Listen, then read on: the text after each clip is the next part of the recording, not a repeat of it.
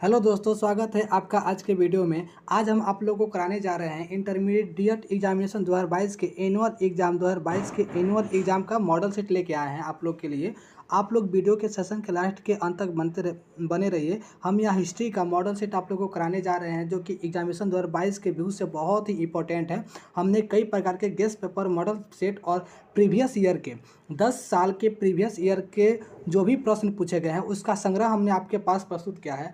बाबू, जब आप लोग एग्ज़ाम देने जाइएगा 2022 में तो आप लोग के सामने ऐसा ही प्रश्न पत्र आपको मिलेगा। ऐसा नहीं है कि हमने 2022 का पेपर आप लोग को आज ही दे दिया, ठीक ना।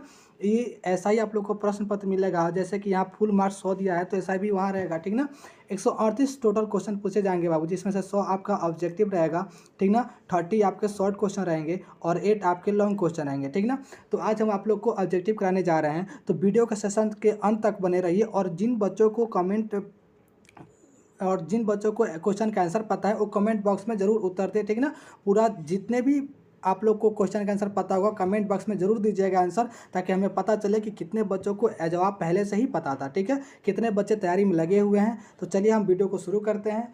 और देखिए यहाँ कुछ दिया हुआ है कि परीक्षार्थियों द्वारा निर्देश, मतलब कि यहाँ यहाँ आप लोग को अपने शब्दों में ही उत्तर देना है, जो सब्जेक्टिव का उत्तर देना है, ठीक है। ऑब्जेक्टिव भी अपने ही मन से देना है, तो पहले से तैयारी रहेगा तो भी दीजिएगा, ठीक ना। तो मेरा मेन फोकस है आप लोग की तैयारी करवाना, ठीक है। आइए आते हैं यहाँ लिखा हुआ है कि सभी बच्चे इस 100 प्रश्नों के उत्तर में से, ठीक ना, 100 प्रश्न के किन्हीं 50 प्रश्नों के ही उत्तर देना है। 100 ऑब्जेक्टिव पूछे जाएंगे जिसमें से आपको मात्र 50 का ही उत्तर देना है। बहुत बढ़िया अपॉर्चुनिटी है बाबू बिहार बोर्ड की तरफ से, ठीक है। तो चलिए हम क्वेश्चन आप लोग को शुरू करते हैं। यहाँ पे पहला क्वेश्चन की तरफ से हम जाते हैं। आप लोग का सर्वप्रथम जो पहला क्वेश्चन है वो क्वेश्चन है कि हड़प्पा सभ्यता की मुहरें किस चीज़ की बनी है। क्वेश्चन है कि हड़प्पा सभ्यता की मुहरें किस चीज़ की बनी है। जिन बच्चों को क्वेश्चन पता है, जिन बच्चों को इस क्वेश्चन का आंसर पता है, वो कमेंट बॉक्स में उत्तर जरूर दे, ताकि हमें पता चले कि कितने बच्चों को उत्तर पता है, ठीक है। अब इसका सटीक आंसर हो जाएगा सेलखंडी, ठीक ना। Option D will be answer, ठीक ना। इसका आंसर हो जाएगा सेलखंडी, ठीक है। अगला क्वेश्चन हम ध्यान देते हैं जो कि बहुत ही इंपॉर्टेंट क्वेश्चन है एग्जाम के व्यू से, ठीक है। आप लोग कमेंट बॉक्स में ज़रूर इसका आंसर दीजिए, ठीक ना। 2 नंबर क्वेश्चन है कि बनावली किस राज्य में स्थित है, ठीक है। तो पहले जान लीजिए बाबू कि ये बनावली है क्या। ये बनावली हड़प्पा सभ्यता का एक नगर था, ठीक ना। हड़प्पा सभ्यता का एक नगर था। तो ये किस राज्य में मिला, तो यह भारत के हरियाणा राज्य में मिला, मतलब कि option A will be answer, ठीक ना। ये कहाँ मिला, भारत के हरियाणा राज्य में, ठीक ना। तो ऑप्शन ए विल बी इसका आंसर हो जाएगा, ठीक है। अब हम अगला क्वेश्चन देखते हैं कि लोथल किस नदी के किनारे स्थित है, ठीक ना। लोथल किस नदी के किनारे स्थित है। तो लोथल बाबू ये भी एक क्या था, ये भी एक हड़प्पा नगर का, हड़प्पा घाटी सभ्यता का, ठीक ना, एक नगर था जो कि भोगवा नदी के किनारे बसा हुआ था, ठीक ना। Option C will be answer, Bhogava नदी के किनारे बसा हुआ था। और लोथल कहाँ था, यह गुजरात में था, ठीक ना। लोथल कहाँ था, यह गुजरात में था, ठीक है। अब हम अगला क्वेश्चन पे ध्यान देंगे। चौथा नंबर क्वेश्चन बहुत ही इंपॉर्टेंट क्वेश्चन है बाबू, ठीक ना, बहुत ही इंपॉर्टेंट। आप लोग बस यहाँ बने रहिए, वीडियो के अंत तक बने रहिए। जिन बच्चों को आंसर पता है कमेंट सेक्शन में आप लोग अपना जवाब देते रहें, ठीक ना। सब लोग बच्चे लाइव जुड़ जाए, ठीक ना, सारे बच्चे लाइव जुड़ जाए। अगला क्वेश्चन है कि सिंधु घाटी के निवासियों को किस धातु का ज्ञात नहीं था, ठीक ना। सिंधु घाटी के निवासियों को किस धातु का ज्ञात नहीं था। तो यहाँ 4 धातु के नाम दिए गए हैं, तो इसमें से लोहा का उन लोगों को ज्ञात नहीं था, ठीक ना। ऑप्शन सी, लोहा का ज्ञात नहीं था उन लोगों को, मतलब कि उन लोगों को लोहा के बारे में कोई जानकारी नहीं थी, ठीक है। अगला क्वेश्चन है कि हड़प्पा सभ्यता किस युग की सभ्यता है, ठीक है। पांचवा प्रश्न है बाबू कि हड़प्पा सभ्यता किस युग की सभ्यता है। तो ये बाबू हम बता दें आप लोगों को, यह कांस्य युग की सभ्यता है, ठीक है। किस युग की सभ्यता है, कांस्य युग की सभ्यता है। ये क्वेश्चन कई बार पूछा है, ठीक ना। ये 16 में पूछा है, 18 में पूछा है और 20 में पूछा है। तो बाबू जब ये सम संख्या मतलब कि 16, 18, 20 में पूछा है तो 22 में जरूर पूछेगा कि हड़प्पा सभ्यता किस युग की सभ्यता है। तो यह कांस्य युग की सभ्यता है, ठीक है। अगला क्वेश्चन हम देखते हैं कि हड़प्पा संस्कृति आधारित थी। हड़प्पा संस्कृति मतलब कि हड़प्पा किस कल्चर पे आधारित थी, किस कल्चर पे आधारित थी, वहाँ की पेशा क्या था, ठीक ना। तो वो कृषि पर आधारित थी, ठीक ना। Option B will be answer. आप लोग को यहाँ पे कृषि भरना है कि हड़प्पा की संस्कृति किस पे आधारित थी, तो आप लोग को यहाँ पे कृषि भरना है, ठीक ना। कृषि पर आधारित थी, ठीक है। अगला प्रश्न है कि हड़प्पा सभ्यता के लोग किसकी उपासना करते थे, ठीक ना। हड़प्पा सभ्यता के लोग किसकी उपासना करते थे। तो यहाँ उपासना का मतलब होता है कि किस देवता की पूजा करते थे, ठीक ना। तो यहाँ पे होगा कि मातृ देवी की लोग पूजा करते थे। यहाँ पे क्या होगा कि option C will be answer, ये लोग मातृ देवी की पूजा करते थे। आप लोगों को पता होगा कि हड़प्पा नगर से एक ऐसी मूर्ति मिली है जिसके गर्भ से पौधा निकला हुआ है, ठीक ना, जिसके गर्भ से पौधा निकला हुआ है। तो ये लोग कहाँ किसकी पूजा करते थे? मातृ देवी की पूजा करते थे। अगला प्रश्न पे हम ध्यान देते हैं बाबू कि हड़प्पा सभ्यता का स्वरूप क्या है, ठीक है। हड़प्पा सभ्यता का स्वरूप क्या? स्वरूप का मतलब कि वो किस प्रकार का सभ्यता था, ठीक ना। वो ग्रामीण सभ्यता था कि शहरी सभ्यता था कि भोजन संग्राहक सभ्यता था कि कबीलाई सभ्यता था? तो बता दे बाबू कि यह शहरी सभ्यता, ठीक ना। शहरी की जगह आपको ऑप्शन में नगरीय भी लिख सकता है, ठीक ना, तो दोनों होगा, ठीक ना। यह शहरी सभ्यता था, option B will be answer, ठीक ना। इसका आंसर क्या होगा? बी होगा। आप लोग को बेहिचक रहना है बाबू, आप हमारे यूट्यूब चैनल पर बने रहिए। यहाँ पे सब चीज़ की तैयारी कराया जाएगा, हिस्ट्री, ज्योग्राफी, पॉलिटी, इकोनॉमिक्स, सब चीज़ का ऑब्जेक्टिव से लेकर सब्जेक्ट तक तैयारी होगा। आप लोग कमेंट बॉक्स में आप लोग अपना आंसर देते रहिए, जवाब देते रहिए। लाइव सेशन में दोस्तों के साथ जुड़े रहिए, और जो लोग सब्सक्राइब नहीं किए चैनल को सब्सक्राइब कीजिए, ठीक ना। बहुत मजा आने वाला है, आगे बहुत इंटरेस्टिंग क्वेश्चन प्रश्न है, ठीक ना, जो कि बहुत एग्जाम के व्यू से बहुत ही इम्पोर्टेंट है, ठीक है। अगला हम क्वेश्चन देखते हैं, अगला प्रश्न देखते हैं कि हड़प्पा सभ्यता का सबसे बड़ा नगर कौन है, ठीक है। हड़प्पा सभ्यता का सबसे बड़ा नगर कौन है? तो यहाँ पे बाबू बहुत ही मतलब उलझा देने वाला क्वेश्चन है, ठीक ना। हड़प्पा सभ्यता का सबसे बड़ा नगर, इसका आंसर होगा बी, ठीक ना, मोहनजोदड़ो। क्या होगा? मोहनजोदड़ो सबसे बड़ा नगर था यहाँ का, ठीक है। चलिए बहुत अच्छा, ठीक है। अगला क्वेश्चन देखते हैं कि 10 नंबर प्रश्न है कि हड़प्पा सभ्यता की सर्वप्रथम खोज किसने की? इस क्वेश्चन को तो बाबू आप लोग को पी कर रख देना है, ठीक ना, घोर के पी लेना है, क्योंकि ये क्वेश्चन हर साल पूछता है, लिखित है कि यह हर साल पूछा है, ठीक ना, कि हड़प्पा सभ्यता की सर्वप्रथम खोज किसने की थी? तो इसका खोज बी मतलब कि दयाराम साहनी ने किया था, ठीक है ना। कौन किया था? दयाराम साहनी ने। और दयाराम साहनी ने कब किया था? तो 1921 ईस्वी में। तो यहाँ बाबू आप लोग को दो आंसर तैयार हो गया कि हड़प्पा सभ्यता की सर्वप्रथम खोज किसने की थी? तो दयाराम साहनी ने की थी। और कब की थी? तो 1921 ईस्वी में की थी, ठीक है। अब हम अगला क्वेश्चन देखते हैं, अगला प्रश्न 11 पे ध्यान देते हैं कि हड़प्पा किस नदी के किनारे स्थित है, ठीक है। हड़प्पा किस नदी के किनारे स्थित है? बहुत ही अच्छा क्वेश्चन है बाबू, यहाँ बच्चे कंफ्यूज हो जाते हैं। हड़प्पा किस नदी के किनारे स्थित है? तो हड़प्पा रावी नदी के किनारे है, ठीक ना। बाबू आप लोग जानिएगा कि हड़प्पा का दूसरा नाम है सिंधु घाटी सभ्यता, ठीक ना। हड़प्पा सभ्यता का दूसरा नाम है सिंधु घाटी सभ्यता। तो सिंधु घाटी सभ्यता के नाम से बच्चे सबको पता लगता है कि हड़प्पा सिंधु नदी के किनारे है, लेकिन हड़प्पा सिंधु नदी के किनारे नहीं है, हड़प्पा रावी नदी के किनारे है, ठीक है। अगला क्वेश्चन देखिएगा कि मौर्य वंश का संस्थापक कौन था? ये बहुत अच्छा क्वेश्चन है, ठीक ना। ये हर साल पूछता है, ठीक ना, गैप दे दे के पूछता है, ठीक ना। कभी 17 में पूछा तो 19 में पूछा तो फिर 23 में 22 में से ही पूछता है, ठीक ना।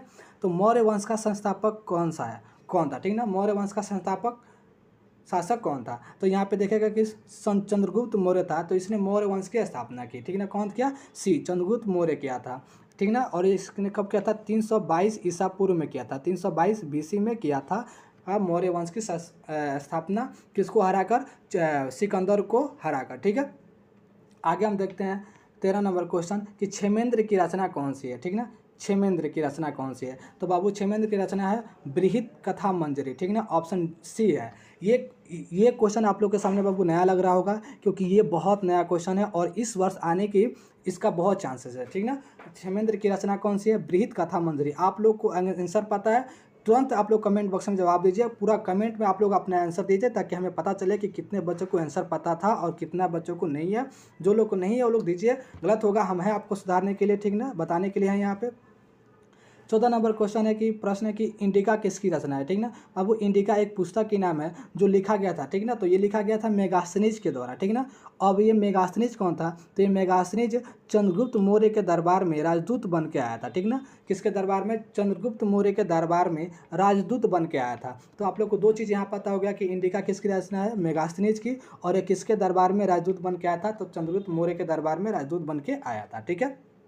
अगला देखते हैं 15 नंबर क्वेश्चन है कि धम्म की शुरुआत किस शासक ने किया था? धम्म की शुरुआत, धम्म का मतलब होता है कि बाबू धर्म, ठीक ना। धर्म की शुरुआत किस शासक ने किया था? तो धर्म का शुरुआत आप लोग बताते कि अशोक ने किया था, बी, ठीक ना। इसका आंसर क्या होगा? बी, अशोक ने अपने संपूर्ण जीवन काल में बाबू मात्र एक ही लड़ाई लड़ा था, ठीक ना, कलिंग। राजा बनने के बाद से इसने एक ही लड़ाई लड़ा, वो भी कलिंग। इसमें जब 1.5 लाख से अधिक लोगों का जब नरसंहार हुआ तो उसका हृदय पिघल गया, और उसने उसके बाद से क्या हुआ कि लड़ाई छोड़ दिया और धर्म की तरफ अग्रसित हो गया, ठीक ना। और कौन सा धर्म लिया? तो इसने बौद्ध धर्म को अपनाया, ठीक ना। किसको? बौद्ध धर्म को अपनाया। तो दो चीज़ यहाँ से आप लोग को ज्ञान हो गया कि धर्म की शुरुआत किस शासक ने किया था? अशोक ने किया था। और अशोक ने किस धर्म का प्रचार और किस धर्म को मानने वाला था? तो यह बौद्ध धर्म को मानने वाला था, ठीक है। अगला क्वेश्चन देखते हैं 16 नंबर कि किस गुप्त शासक को लिच्छवी दोहित्र कहा जाता है, ठीक है ना। किस गुप्त शासक को लिच्छवी दोहित्र कहा जाता है? तो बाबू आप लोग को बता दें कि हम समुद्रगुप्त को लिच्छवी दोहित्र कहते हैं। लिच्छवी दोहित्र का मतलब होता है कि लिच्छवी चंद्रगुप्त के पत्नी का नाम था, ठीक ना, और लिच्छवी की ओर रहने वाली थी। तो समुद्रगुप्त चंद्रगुप्त का बेटा था, ठीक ना। समुद्रगुप्त किसका बेटा था? चंद्रगुप्त और लिच्छवी का। तो इसीलिए इसे लिच्छवी दोहित्र कहा जाता है, ठीक ना। अगला क्वेश्चन देखिएगा 17 नंबर कि गुप्त काल में हस्ती सेना के प्रधान को क्या कहते थे, ठीक ना। गुप्त काल में हस्ती सेना को प्रधान को क्या कहते थे? हस्ती सेना का मतलब कि हाथी के सेना के प्रधान को क्या कहते थे? तो इसका आंसर होगा महापीलुपति, ठीक ना। Option C will be answer. महापीलुपति कहा जाता था हाथी सेना के प्रधान को, ठीक है। अब 18 नंबर देखेंगे कि निम्न में से महिला संत थी। महिला संत कौन थी, ठीक ना। निम्न में से महिला संत थी, इसमें से कौन महिला थी जो संत थी? तो आप लोग बता दें कि इनमें से मीरा जो कि कृष्ण जी की भक्त थी, तो ये भी महिला संत थी। अंडाल विष्णु जी की भक्त थी, ठीक ना, तो ये भी महिला संत थी। और कराइकल शिव जी की भक्त थी, तो ये भी महिला संत थी। मतलब कि ये तीनों जो महिला का नाम दिया है ये लोग तीनों संत थी। मीरा कृष्ण की भक्त थी, अंडाल विष्णु की, कराइकल शिव की। तो इसका क्या आंसर हो जाएगा? डी। मतलब कि आंसर क्या हो जाएगा? Answer D will be answer. क्या होगा? इसका आंसर डी हो जाएगा, ठीक ना। अगला क्वेश्चन देखते हैं कि 19 नंबर क्वेश्चन है कि समुद्रगुप्त की तुलना किस यूरोपीय शासक से की जाती है, ठीक है। समुद्रगुप्त की तुलना किस यूरोपीय शासक से की जाती है? तो समुद्रगुप्त की तुलना नेपोलियन से की जाती है, ठीक ना। Option A will be answer, ठीक ना। क्या होगा? नेपोलियन से की जाती है। आपको बता दें बाबू कि समुद्रगुप्त के बारे में कहा जाता है कि इसका घोड़ा तीनों समुद्र का पानी पीता था, ठीक ना। 3 महासागर का पानी पीता था। तो इसका तो आप लोग बता दें कि ऐसा अगर क्वेश्चन पूछ दे कि किस राजा का घोड़ा 3 समुद्र का पानी पीता था, तो है समुद्रगुप्त, ठीक ना। इसका इच्छा थी कि हम पूरे विश्व पे राज करें, पूरे विश्व को विजित बना लें, और इसने ऐसा ही किया था। पूरे भारत के दक्षिण भारत पे इसका विजय था, ठीक ना। इसीलिए इसे कहा गया कि समुद्रगुप्त को, इसलिए इसको कहा गया कि भारत का नेपोलियन, ठीक ना। अगला क्वेश्चन देखिएगा कि चंद्रगुप्त मौर्य की मृत्यु कहाँ हुई थी, ठीक ना। चंद्रगुप्त मौर्य की मृत्यु कहाँ हुई थी? आप लोग को बता दें बाबू कि चंद्रगुप्त मौर्य जिसने मौर्य साम्राज्य की स्थापना की थी, हमने ऊपर आप लोग को बताया है, ठीक ना, कि मौर्य साम्राज्य की संस्थापक था ये। और इसकी मृत्यु कहाँ हुई थी? तो इसकी मृत्यु श्रवणबेलगोला में हुआ था। अब ये श्रवणबेलगोला कहाँ है? ये श्रवणबेलगोला कर्नाटक में है, ठीक ना, कर्नाटक में है। और इसने जैन धर्म से संबंधित था, ठीक ना, जैन धर्म से संबंधित था चंद्रगुप्त मौर्य। जैन धर्म के भद्र बाबू के साथ दक्षिण भारत के कर्नाटक के श्रवणबेलगोला में जाकर इसने क्या किया कि अपना शरीर त्याग दिया, ठीक है। तो आप लोग को पता हो गया कि चंद्रगुप्त मौर्य की मृत्यु कहाँ हुई थी? तो श्रवणबेलगोला में हुआ था। यह जैन धर्म से संबंधित था। कौन? चंद्रगुप्त मौर्य जैन धर्म से संबंधित था, ठीक है। अब हम अगला क्वेश्चन देखते हैं कि चंद्रगुप्त मौर्य किस धर्म को मानता था, ठीक है। चंद्रगुप्त मौर्य किस धर्म को मानता था? तब बाबू हमने ऊपर के वीडियो में बताया आप लोगों को कि यह जैन धर्म से संबंधित था। तो option C will be answer, ठीक है। अगला क्वेश्चन देखिएगा 22 अशोक किस धर्म को मानता था, ठीक है। अशोक किस धर्म को मानता था? तो अशोक बाबू बौद्ध धर्म को मानता था। हमने ऊपर वीडियो में आप लोगों को बताया ऊपर क्वेश्चन में कि अशोक बौद्ध धर्म को मानता था, ठीक है। अगला क्वेश्चन है 23 नंबर क्वेश्चन कि मौर्य वंश का अंतिम राजा कौन था, ठीक है ना। मौर्य वंश का अंतिम राजा कौन था? तो आप लोग यहाँ आंसर हो जाएगा बृहदर्थ, ठीक ना। Option D will be answer. Option D इसका आंसर होगा। मौर्य वंश का अंतिम राजा कौन था? बृहदर्थ था, ठीक है। 24 नंबर क्वेश्चन देखते हैं कि वासुदेव कृष्ण किस वंश के थे, ठीक ना। वासुदेव कृष्ण किस वंश के थे? तो ये मौर्य वंश के नहीं थे, गुप्त वंश के नहीं थे, सातवाहन वंश के नहीं थे, तो वृष्णि वंश के थे। मतलब कि यह जदुवंशी वंश के थे, ठीक ना, याद रखिएगा। जहाँ वृष्णि होगा वहाँ सही है, जहाँ जदुवंशी होगा वहाँ सही है, ठीक ना। अगला क्वेश्चन देखते हैं 25 नंबर प्रश्न है कि 5 पांडवों में सबसे बड़ा कौन था, ठीक है ना। आप लोगों को तो महाभारत देखे होंगे, पूरे लॉकडाउन में 2 महाभारत चला था, एक न्यू वाला एक पुराना वाला। तो आप लोग को पता होगा कि 5 जो पांडव भाई थे उनमें सबसे बड़ा कौन था? तो सबसे बड़ा युधिष्ठिर था, ठीक ना, जो कि अपने धर्म के नाम सत्य और सत्यवादी और धर्म के राह पर चलने में बहुत इनका पब्लिसिटी था, ठीक ना। युधिष्ठिर क्या थे? पांडव में सबसे बड़े थे, ठीक ना। अगला क्वेश्चन है 26 नंबर क्वेश्चन कि पंचाली किसका उपनाम था, ठीक है। पंचाली किसका उपनाम था? आपको बता दें पंचाली किसका उपनाम था? तो पंचाली द्रौपदी का उपनाम था, ठीक ना। द्रौपदी कौन थी? तो द्रौपदी पंचाल की एक राजकुमारी थी, ठीक ना। पंचाल एक राज का नाम था, यहाँ की यह राजकुमारी थी, ठीक ना। तो इनकी शादी के लिए स्वयंवर रचा गया था। स्वयंवर में था कि जो मछली की आंख में भेद देगा वो उनकी शादी कर लेगा, ठीक है। तो ये काम अर्जुन ने किया, ठीक ना। जब अर्जुन द्रौपदी को लेके आए तो कुंती ने आदेश दिया कि आप पांचों भाई आपस में बांट लीजिए, तो जिससे इनके शादी पांचों भाई से हो गई, ठीक है।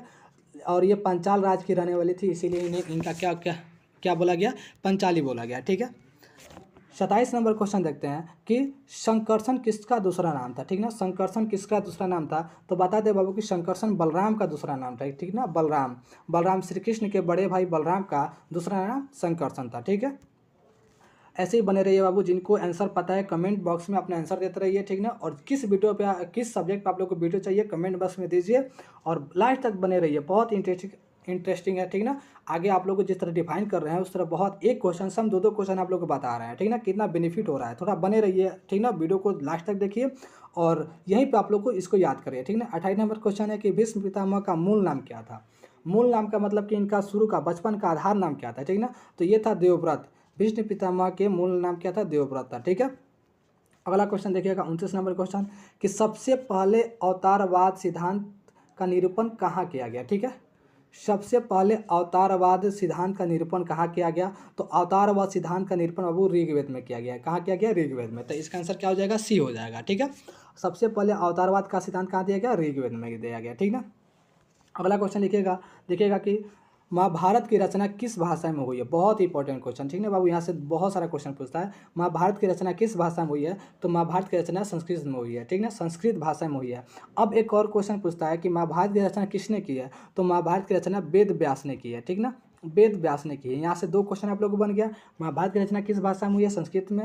महाभारत की रचना वेद व्यास ने की है। एक और क्वेश्चन जान लीजिए कि महाभारत की युद्ध कितना दिन हुआ था, तो 18 दिन। कितना दिन हुआ था, 18 दिन हुआ था। महाभारत का युद्ध कितना दिन चला था, 18 दिन। ठीक है, अगला देखते हैं 21 नंबर क्वेश्चन, भगवत गीता का उपदेश कहाँ दिया गया था। ठीक ना, भगवत गीता का उपदेश कहाँ दिया गया था, तो बाबू बता दें कि भगवत गीता का उपदेश कुरुक्षेत्र के मैदान में दिया गया था। कुरुक्षेत्र के मैदान में जब अर्जुन युद्ध कर रहे थे और उनके सारथी श्री कृष्ण उनका सारथी बने थे, तो उसी मैदान में श्री कृष्ण ने अर्जुन को भगवत गीता का उपदेश दिया था। ठीक है, तो option A will be answer. ठीक है, बहुत अच्छा। ठीक है, ऐसे ही बने रहिए बाबू, आप लोग वीडियो को लास्ट तक देखिए, बहुत इंपॉर्टेंट क्वेश्चन है, आप लोग के फायदे के लिए, यूजफुल के लिए कंटेंट है ये। ठीक है, पुराणों की संख्या कितनी है, अगला क्वेश्चन है पुराणों की संख्या कितनी है, तो पुराणों की संख्या 18 है। ठीक है, सबको पता है कि पुराणों की संख्या 18 है। ठीक है, गौतम बुद्ध का जन्म कहाँ हुआ था, ये इंपॉर्टेंट क्वेश्चन है बाबू। ठीक है, गौतम बुद्ध का जन्म कहाँ हुआ था, तो गौतम बुद्ध का जन्म कपिल वस्तु के लुम्बिनी में हुआ था। ठीक है ना, option A will be answer. ठीक है ना, अगला क्वेश्चन देखते हैं 34 नंबर क्वेश्चन की महावीर ने पार्श्वनाथ के सिद्धांत में नया क्या जोड़ा। ठीक ना, महावीर ने पार्श्वनाथ के सिद्धांत में नया क्या जोड़ा, इस क्वेश्चन को समझिएगा। महावीर कौन थे, जैन धर्म के संस्थापक थे और जैन धर्म के 24वें तीर्थकर थे। ठीक ना, और पार्श्वनाथ कौन थे, ये 23वें तीर्थकर थे। तो पार्श्वनाथ ने 4 सिद्धांत दिया था। ठीक ना, जैन धर्म के प्रति 4 सिद्धांत दिया था। लेकिन जब महावीर 24वें तीर्थकर आए, इन्होंने जैन धर्म की स्थापना किया, तो इन्होंने इसमें एक सिद्धांत और जोड़ा। क्या जोड़ा, ब्रह्मचर्य जोड़ा। ठीक ना, तो इसका आंसर क्या हो जाएगा, बी हो जाएगा। ठीक है, तो आप लोग को बता दें कि महावीर ने पार्श्वनाथ के सिद्धांत में नया सिद्धांत क्या जोड़ा, तो ब्रह्मचर्य जोड़ा। ठीक ना, option B will be answer. जिन बच्चों का बी ऑप्शन आया है वो सही है। ठीक है, आप लोग कमेंट बॉक्स में उत्तर देते रहिए। ठीक ना, लाइव सेशन है, आप लोग चैनल को जो लोग सब्सक्राइब नहीं किए हैं वो लोग सब्सक्राइब कर दीजिए। ठीक ना, लाइक कीजिए, शेयर कीजिए दोस्तों के पास। जिन दोस्तों के पास वीडियो नहीं पहुंचा उनके पास पहुंचाइए ताकि उनको भी फायदा हो। ठीक है, ये क्वेश्चन है 35 नंबर की, श्वेतांबर और दिगंबर किस धर्म से संबंधित है।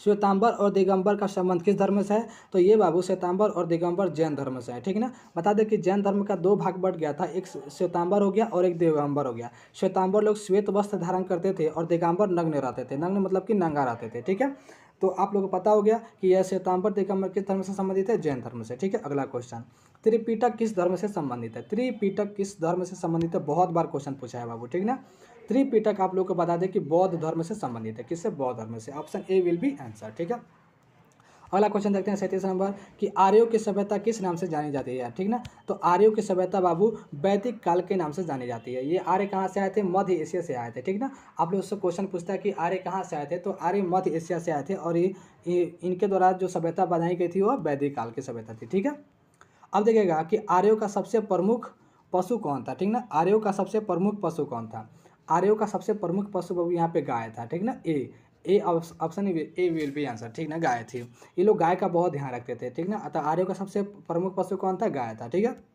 अब देखते हैं 39 नंबर क्वेश्चन, आर्यों का प्रिय पेय क्या था। प्रिय पेय का मतलब कि प्रिय चीज़ जो ये लोग हमेशा पीने की चाह रखते थे। ठीक ना, तो आर्यों का प्रिय पेय क्या था, सोमरस। जैसे हम लोग क्या है, हम लोग अभी क्या सबसे ज़्यादा पीना चाहते हैं, तो हम लोग क्या पीना चाहते हैं, कोका कोला, ठीक ना, क्या पीना चाहते हैं, कोका कोला पीना चाहते हैं, ठीक है।